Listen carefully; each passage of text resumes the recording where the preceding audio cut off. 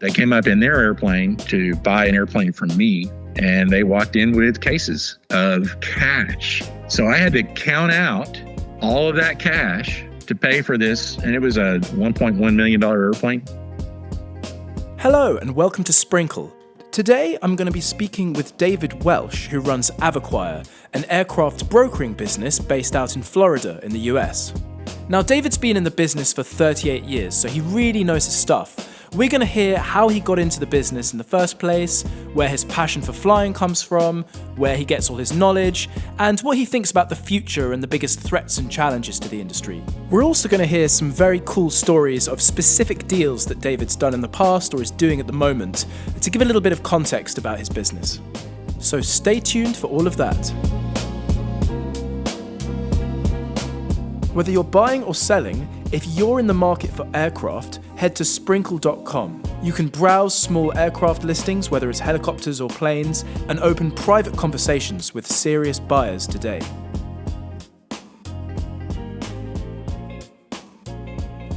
I asked David what got him into aircraft in the first place, and it turns out his passion started at a very, very young age. My dad was in the Air Force as a navigator, and so his stories sort of got my juices flowing when I was, 4 or 5 years old. And my older brother started building plastic models of World War II bombers and fighters and hung them from the ceiling. And we shared a room, and that would basically taunt me and looking at those models. And then when I got older, I got into radio-controlled airplanes and had to mow lawns to pay for that hobby because that's an expensive hobby.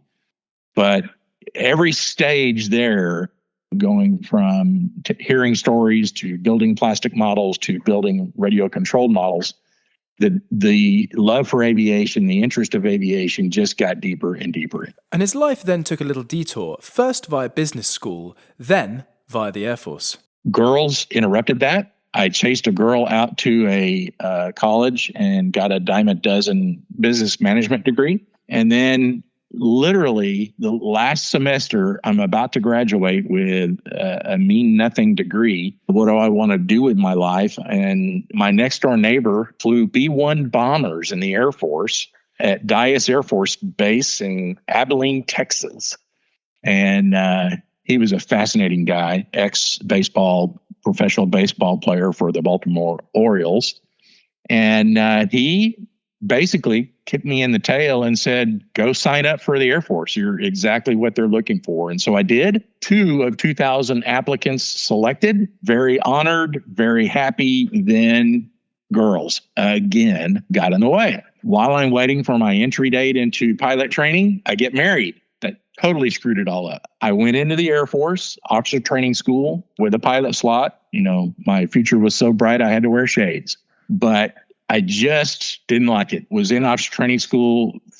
I had 15 instructors, 5 of which had pilot's ratings in the Air Force. They passed pilot training, earned their wings. And oh, by the way, you got to go teach English or marching at officer training school. What? So, yeah. I lasted 13 days at officer training school before I did a self-initiated elimination. So we can already see some of the ingredients here. There's the interest in aircraft, there's the business school. But how did David get from all this to actually buying and selling them? With $1,500 to my name and a new wife, we moved to Austin, Texas, and interviewed with a really horrible placement agency with really horrible wood paneling on the office walls and just a really seedy place. But I was desperate. And I interviewed with them, and I'm standing up after 10 minutes of interview, and I'm done, and I'm walking out, and the interviewer slaps his forehead and said, "Hey, you wouldn't happen to have a pilot's license, would you?" Well, my dad had given me a pilot's license in one of my summers in college. And so I spent a summer and got a pilot's license. Well, yes, sir, I do have a pilot's license. And it turned out he placed me with a company called Gant Aviation. And Gant Aviation, I had no idea what I was going to do. It was an airplane job. That's all I cared about. And all it was dialing for dollars. They hired me to make cold calls, asking King Air E90 owners if their King Air was for sale or not. That's it. And so that was my entrance into the aviation business world. One of the things that we see time and time again at Sprinkle in the course of these conversations is the important role that knowledge plays. It's why all of our experts are so good at what they do. So I wanted to ask David about this in more detail, but first a little bit of context about how his business model actually works as a broker. I would say 75% selling and 25% acquiring. A person that wants to buy a jet can come to me and hire me to acquire an airplane. And that's about 25% of my business. But most of it is representing sellers. And what makes him so good at it? Like, why do people come to him? Details. I've been doing this 38 years, and there is so many places to mess up. So many pitfalls that if you don't know what you're doing, you can really make things horrible for your client, both monetarily, emotionally, all of that. So largely what a broker will do for his client is protect him from the noise, protect him from the hassle, the stress, all of that of turning an airplane into cash or the other way around. So contract negotiations, negotiating the proper pre-buy inspection, inspecting the inspection report, negotiating the inspection report. All of those have different levels of skill and experience that you should have to represent your client properly, because there's so many ways you can really mess it up. So, as I put it, the million-dollar question, where does David get his knowledge?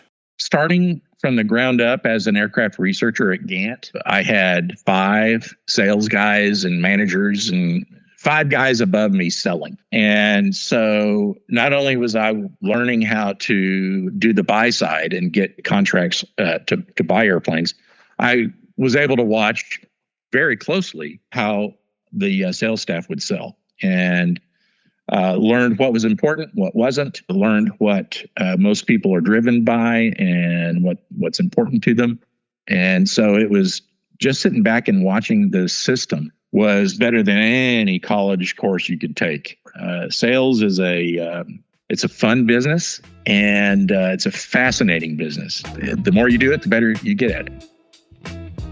Now, it's clear from what David's saying that there are loads of ways in which a deal can go wrong.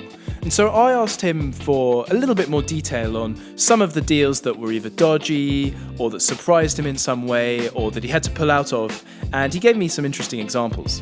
I've had airplane deals where the engines had serial number data plates swapped out with no record, that's illegal and pretty ugly. And what actually happens when the data plates are swapped? Well, David gave me one example.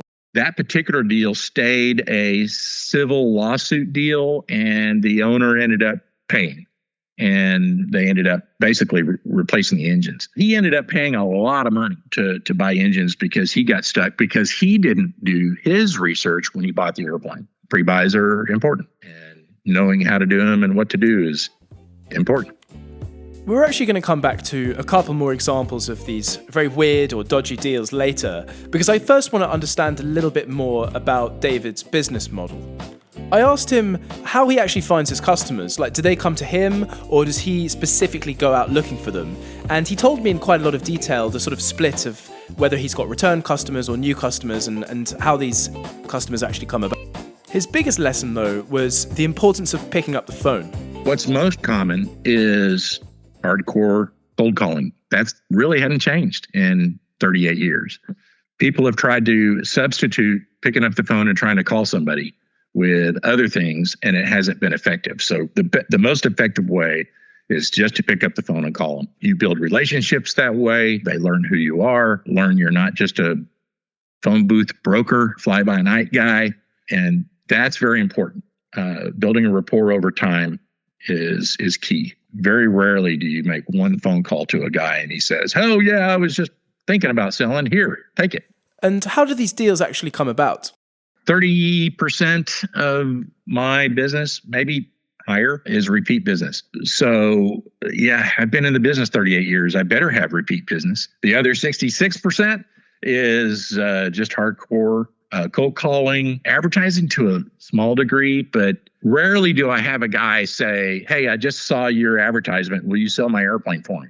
Or will you go get me an airplane? It's almost always with a direct phone call. So obviously my next question was, where does he find the people to call? And here David explained how important multi-listing services are to him, or MLSs. By analogy to the real estate industry, he talks about how they work for aviation, describing the two specific examples.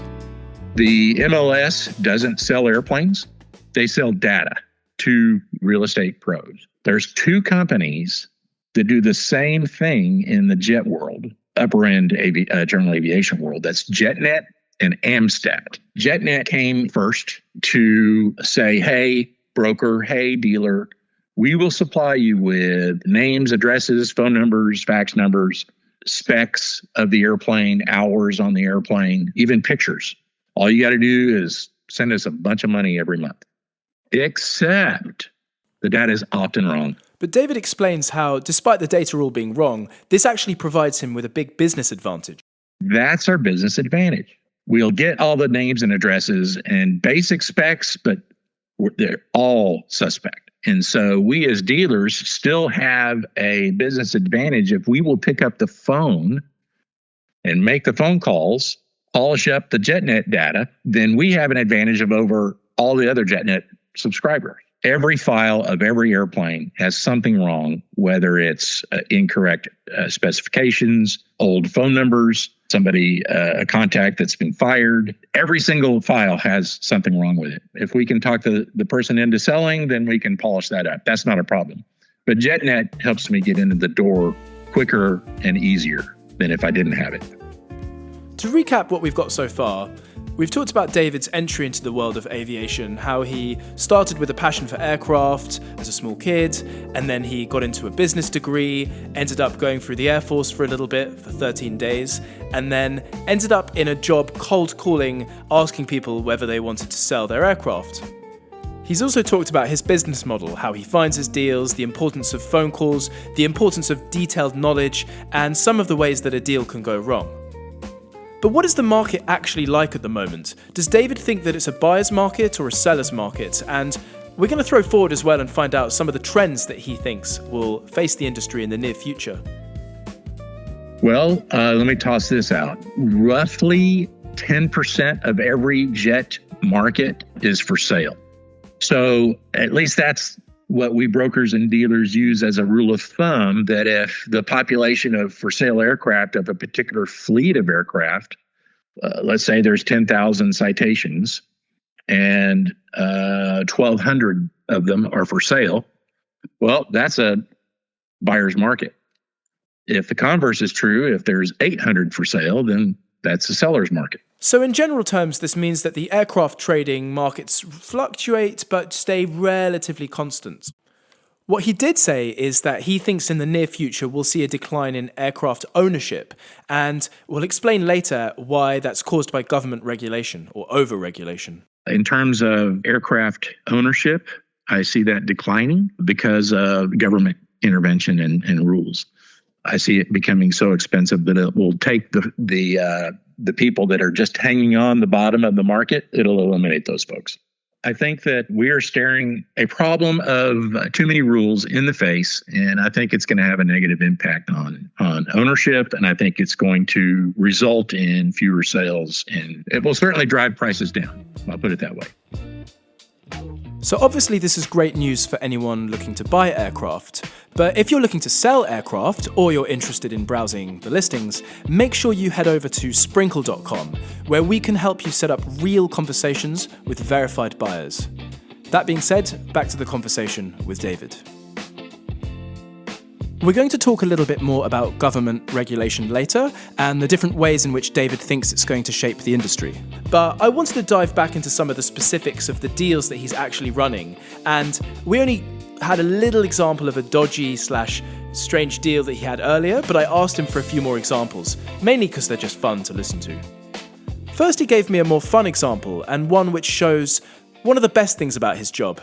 I will tell you the weirdest deal I did was I took a recreational vehicle, a camper in trade, and also a Dodge Viper. The same guy traded in his Dodge Viper and his motorhome. And that was kind of fun because we didn't sell those right away. We played with them for a while. Moving to the slightly more suspect end of the scale, he told me about a couple of deals that involved people paying in cash. I've had people pay cash. I've had two people pay cash. One was suspect. The other one was all straight up and up. The suspect one was some south of the border people, south of our border, I should say. They came up in their airplane to buy an airplane from me, and they walked in with cases of cash. So I had to count out all of that cash to pay for this, and it was a $1.1 million airplane. It's a lot of $100 bills. The buyer rat-holed a $100 bill in his pocket, and I got to the end, and it was 100 short. And he laughed, and he slapped the $100 bill down on the table and said, "I didn't think you'd catch it."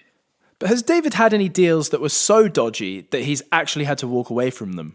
Well, here he tells me one amazing story.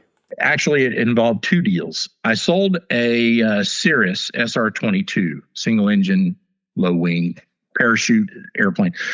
And the guy I sold it to, when I did the demo, he sort of sat in his chair in the co-pilot seat with his arms folded, and he was slumped down, trying to be cool, disinterested. We landed. He says, "I'll take it." Okay. Closed on the deal. And he said, "I want another one." All right. And we happen to have another one. So I sold him another one. And about a month later, a guy that is in my church walked in my front door at the hangar. And I said, "Hey, Jason." And he says, "It's not, hey, Jason. It's Officer so-and-so."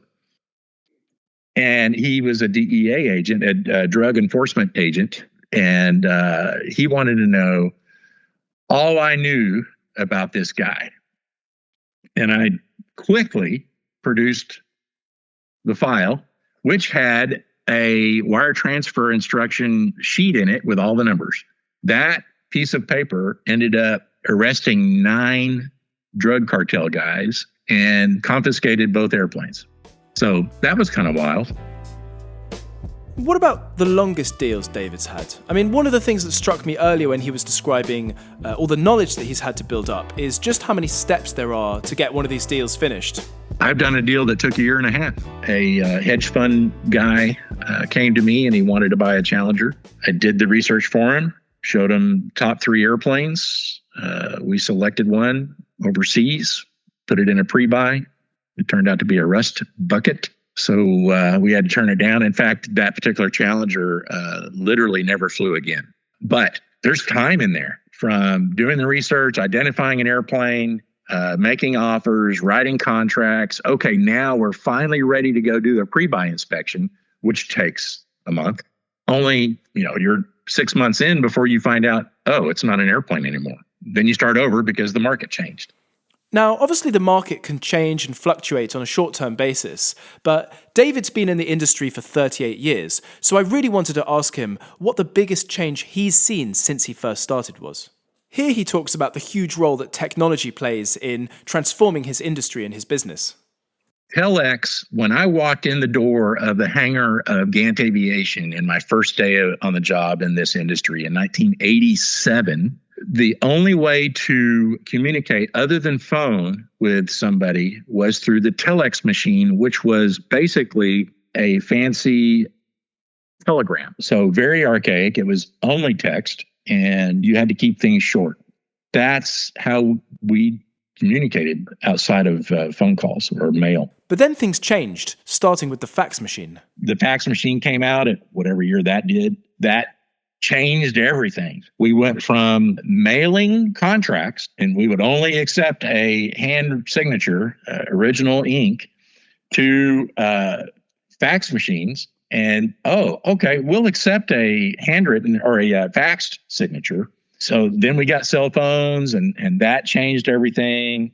Then email came out, and DocuSign came out, and What's changed is speed. Technology has speeded things up. JetNet and Amstat has provided the data very fast. So when I started in 87, a deal would take forever because communication was archaic.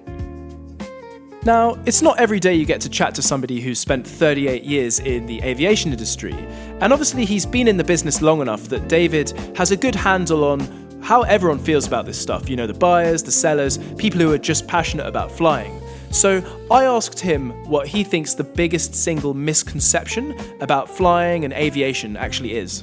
Without any hesitation whatsoever, he said that people wrongly think that general aviation is irrelevant. General aviation feeds many communities without airports. Not every community has a big airport that you can get to via airline. And the land portion of traveling can be onerous and can be a brick wall for opportunity. General aviation comes in and allows transportation to happen in a reasonable amount of time. And with this misconception comes all the regulation that we talked about before. I don't mind telling you that the U.S. aviation community looks at EASA in horror. EASA being the European Aviation Safety Authority, the ones who are actually policing how safe flying is. In Europe, that is. Rules and regulations are getting so onerous and so expensive that it's taking the fun out of it, taking the financial interest out of it. And that's a shame because there are some very, very critical functions that this level of aviation performs that airlines do not. Air ambulance is a good one. What's happening in Europe right now is killing aviation in Europe.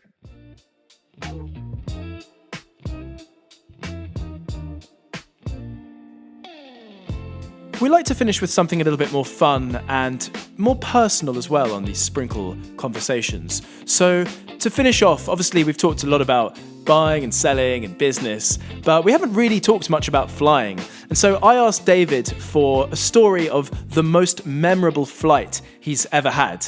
And he told me a pretty amazing story. Oh, I lost an engine over the English Channel. That's a whole nother story. I asked him what this actually meant in practice, because to someone like me who's not an expert in flying or aviation, this sounded pretty bad. Well, it sounded very bad to my wife, who was sitting next to me. It was a twin-engine airplane, piston-powered, so it's not a jet. It's not overly powered. If you lose an engine, you're coming down, especially at altitude. It's just more of a controlled coming down than if you didn't have any engine. Let's put it that way. I was 18,000 feet. An American Airlines captain taught me how to fly that specific model because it had a weird fuel system. I'd never flown the 340A before, but I'd flown twin Cessnas before, so it wasn't a daunting thing for me. He told me, wait for the sputter. So it had 6 fuel tanks. And on a long cross country like this, flying across the North Atlantic, fuel management is pretty critical. You really need to watch your fuel because you need your fuel to get across the pond. And he said the only way for you to know that you've got all the gas out of that particular tank is wait for the sputter, flip the switch on the floorboard, and the fuel pumps will carry it and the engine won't quit. Well, it did. I was at 18,000 feet and the airplane won't stay up at 18,000 feet on one engine. So it was coming down. The good part is it stayed pressurized and told air traffic control what happened and got down to 14,000 feet, which is where the engine can relight. It's got enough oxygen to breathe. And so I got it relit. And so I told air traffic control in France, I've got it relit. I'm ready to continue on to Glasgow. And they said, what? Are you crazy? And I admitted that it was pilot error. I got it under control and I'm good to go. So they directed me to Glasgow. That was a very tense 10 minutes of my wife silently praying and me talking to air traffic control. thank you so much again to David Welch of Avacquire for sitting down with us and talking about his business and his life story in so much detail. And thank you to you for listening to this episode of Sprinkle. Remember, if you're looking to find a buyer for your aircraft, you can go to sprinkle.com and join the community, see our deals there, and just get involved. For now, thank you for listening. My name's Ned Stranger. This has been Sprinkle, brought to you by sprinkle.com, and we'll see you next time with another great conversation. Thank you again.